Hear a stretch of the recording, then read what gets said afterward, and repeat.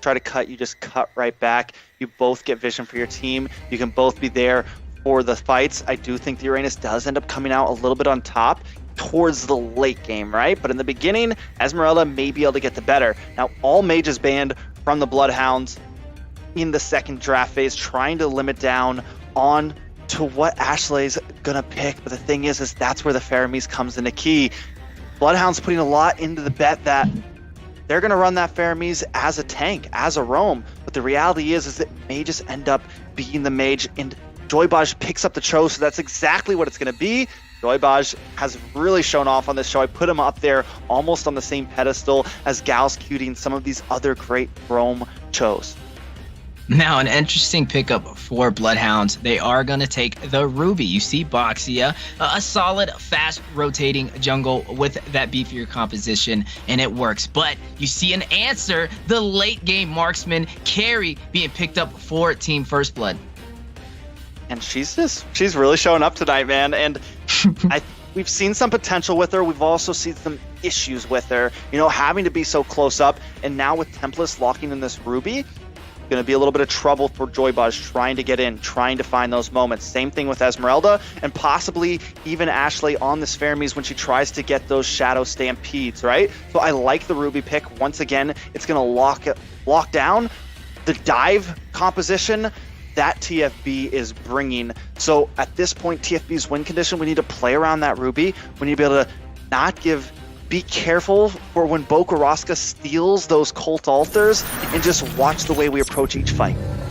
And ladies and gentlemen, we are going into match one from these two amazing teams, the finalists of North American Challenger Tournament summer season. You have Bloodhounds versus Team First Blood. We have to see who's going to take this victory. We have a supreme mage holder on the side of Bloodhounds as well. But you see a clash over there early. Early clash over there by the tank, by the roam. Grok with that solid positioning. A little bit of a clash, but nothing too major. I think everyone's just kind of feeling each other out at this point, right? Both of them wanted to get vision for the enemy team, but in the end, they backed off, right? In the end, Joybaj knows he can't get in there, and I think that's what we're going to see, because both of them want to be aggressive, but they're going to keep on running into the problem on the enemy side here, Weezy. Yeah, and speaking of the enemy side, you're looking at Kid with that Julian in that jungle position. A possible zonage as Grok does go in. They have the heavy invade with little contest, pushing Kid back. The Terrify from Bokorosco, putting that pressure, but Kid not able to secure that objective, and they are able to steal it. The fast rotation from the Boxia, too much to handle. You do see a clash. Joybaj going in, a little bit of zonage, trying to push him out of that jungler, but at what cost? You do see the buff going to the favor of Bloodhounds, giving Boxia the slight advantage over in the top lane. A possible early clash as well. This is different than the first series we've seen. A lot more pressure, a lot more of an aggressive playstyle from both teams within the first 2 minutes. Yeah, but Bloodhounds were able to get that red buff, which is huge. Kid not able to get the things. This could be bad though for Gina. Gina goes down. You do see that wall to keep him in place and secure the kill from Dim Sum. Boxia going in, trying to take out Joybaj. He does not falter, though. He stays in the lane, continuing to defend, not allowing an early advantage. But Lord has spawned in. You do see Kid. You see Luffy over there going for this with no contest. And I don't think they're going to try at this point. I mean, Basha, though, does have the rotation, so he may come in here, Wheezy. We might see a bit of a clash. The wall does go down over there by Grok. He is trying to push him back, but at what cost? You see Faramis going down. Co-alter has been activated. Luffy taking some serious damage. Joybaj in the clash as well, but is silenced. The way the dragon connecting on Bokorosco. Ashley able to secure the kill. The wall trying to block Joybaj from running away. The fight continues, though. They are trying to go for this first objective, a bloodbath. You do see a little bit of CC, easy peasy, able to take out Joybaj. Look at this clash. 2 have fallen for the side of Team First Blood. 4-1 unanswered, and Turtle does go to the favor of Bloodhounds. A early start and advantage for their team. Hold up a second. Who is this team? Bloodhounds coming in after having a really rough day the other day. But before we talk anymore, we do have the gift code coming, or get a chance to win a unique gift code. All you have to do is be on Facebook, tag a friend in the live stream, or go to the Discord channel and do hashtag NACT fall season. But back to the action. You do see the go away from Dim Sum, but kicked out with the way of the dragon. You see the speedy light wheel over there by Carry. The co-author has been activated for some sustainability, but Joy Bosch able to secure the kill on Dim Sum. The marksman has fallen for Bloodhounds. Good play once again. Bloodhounds does lose something here. Team First Blood evening out the playing field just a little bit. Gold still at almost a dead even. We're almost 4 minutes in. And overall, I was a little worried for Team First Blood in the beginning there. But now Bloodhounds, they're getting set back a little bit. But Gina has to be careful. May go down here. Does. Unable to escape, taking out that marksman for Team First, but the zone is from Grok on the wall. Julian able to use that enhanced sword and take out that farm. You do see the heavy pressure from the side of Bloodhounds trying to go for a finish, that more of that aggressive playstyle. Joy Bosch caught between 4 members of Bloodhounds. Will he be able to hold them off? You do see him push back of the way of the dragon, stolen from Bocarasco to use on Joy Bosch, but unable to take him out. Is this too much of an overextension? You see Bloodhounds possibly going on the retreat. Gina with full health over in the gold lane. Tempest going back to the bottom, chasing Luffy, but the clash continues. They are out for blood. Both of these teams have blood in their name, and it is showing. They are on a warpath, and they are trying to stack up these kills, but unable to get anything from these plays.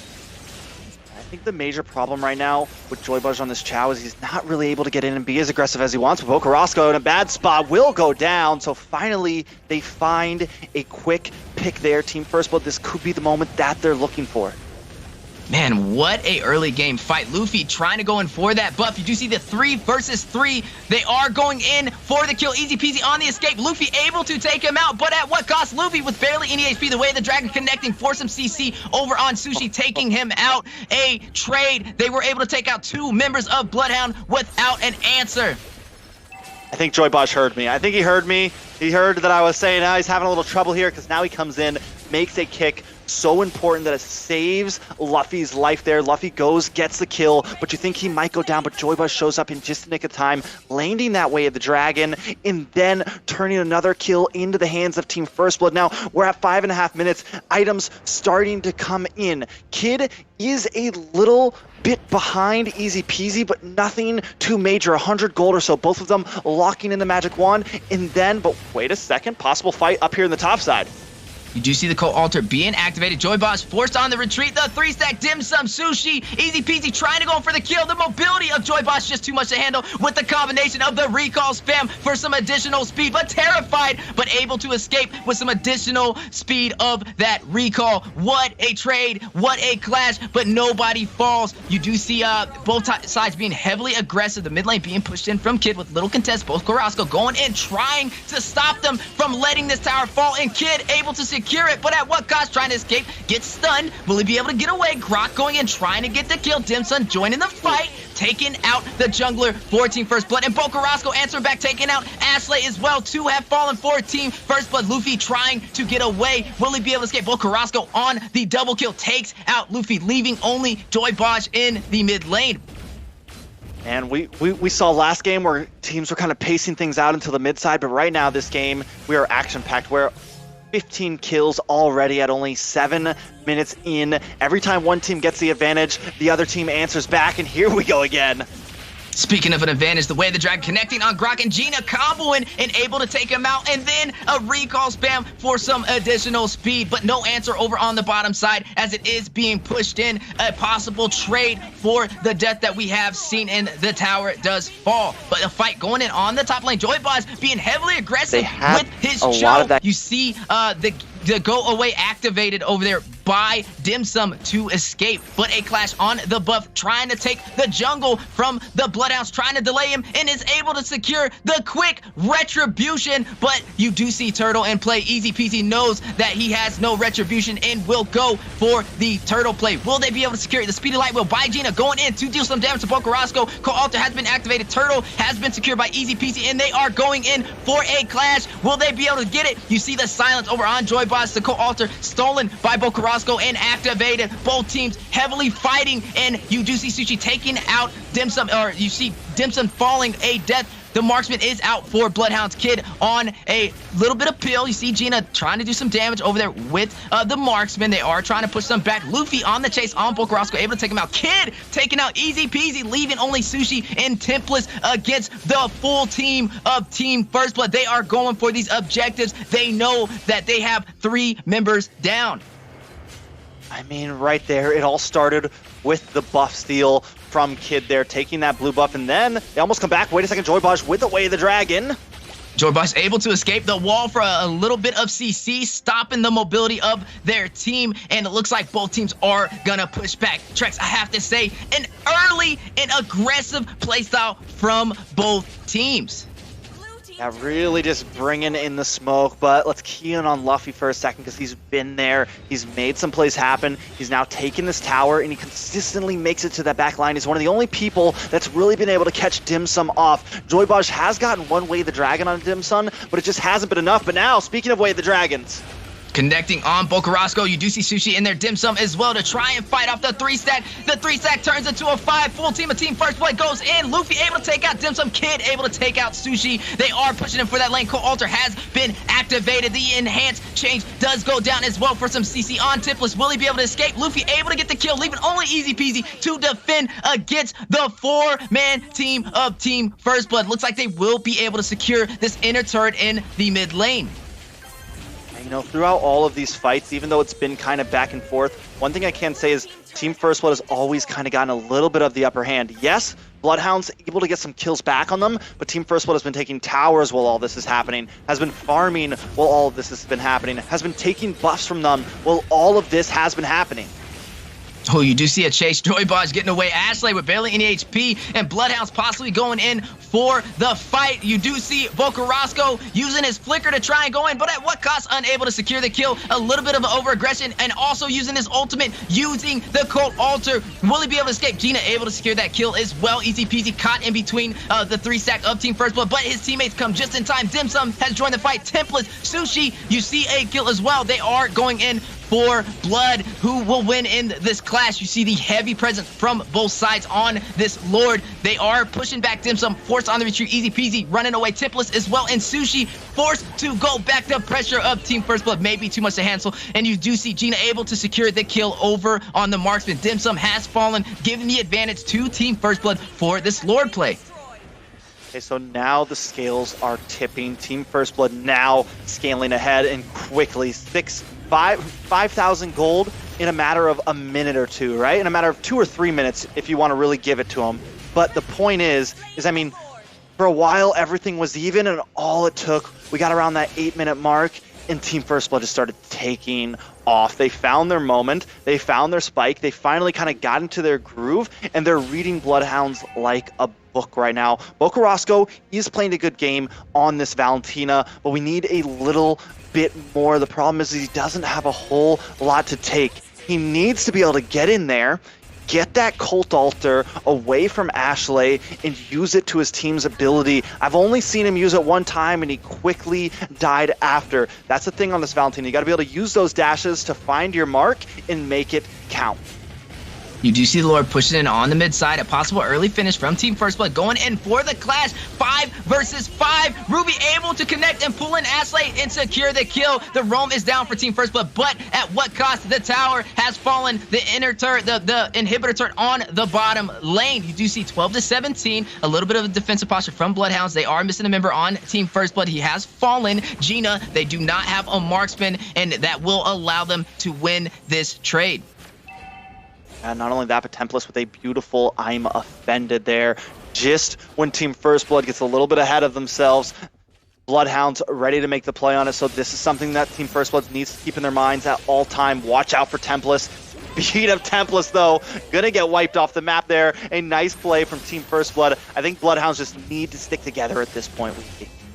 Yeah, this is a very hard place to be at right now. The 12-minute mark, and you are down to your inhibitor turrets. Esmeralda, Luffy trying to go in for some zoners, but at what cost? Gets hit with the Way of the Dragon and taken out by Easy Peasy. Yeah, that is a rough hit for Bloodhounds and Team First Blood, so it's 1-1. I think both teams, and we're seeing it happen. Every time someone kind of ventures off to do their own thing, they get picked off. So both teams need to tighten up, but Team First Blood still coming out on top, still holding a large gold lead at this point. But Bloodhound's not scared, and I like that. They're not playing like they're too far behind. They know they can still make plays happen, but keep our eyes on Joybosh here.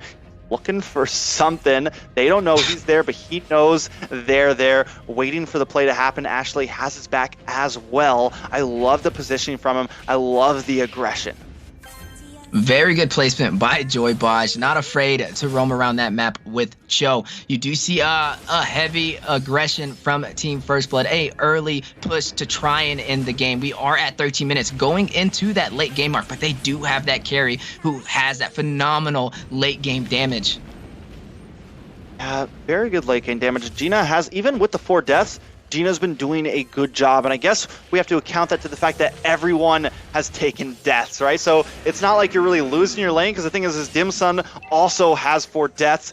Both teams sitting at not, there's no like huge, gigantic advantage. It's just been small, minute things, but the thing is Team First Blood does continue to come out a little bit on top in every exchange, but down on the boss side, Luffy is clearing out waves.